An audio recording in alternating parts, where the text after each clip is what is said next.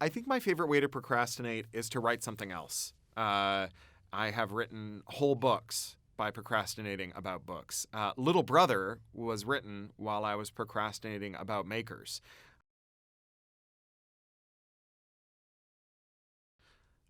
It's funny, I have a writing space at home. I have an office filled with books and tchotchkes that, I just had a writer friend over and he was like, oh, it's the opening credit reel from that old Ray Bradbury show where he shows you all of his junk. And I'm like, yeah, basically.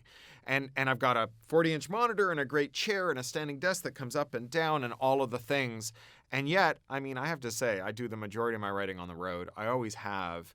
I sold my first novel while I was doing a startup, and then I went to work as the European director of an NGO. I was on the road 27 days a month, and I learned to write with my laptop folded all the way vertical and my fingers like this on the keyboard. And then, between flights, I would crouch down, next to the toilets where the AC outlet was, because always be charging is the top lesson of any writer. And so as it turns out, I write everywhere. In theory, I write at home, but that's pretty aspirational.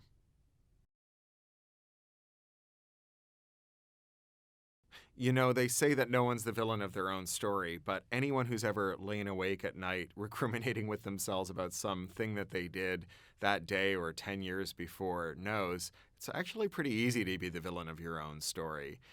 That compartmentalization, self doubt, and inability to be perfect is, I think, part of the human condition. And there is something very sympathetic with being in the head of someone who's wrestling with their better nature and their worse, and who's rationalizing their way in and out of trouble. Masha was a fun character to write because she knows when she's rationalizing, and she doesn't kid herself about it. And because of that, she thinks that she's better than people who think they're doing good, who talk themselves into thinking that they're doing good even when they're not. It made for really gnarly writing.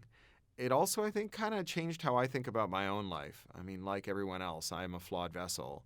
And being inside the head of someone who was so rigorous with and hard on herself made it a little harder for me to kid myself when I knew I was doing the wrong thing.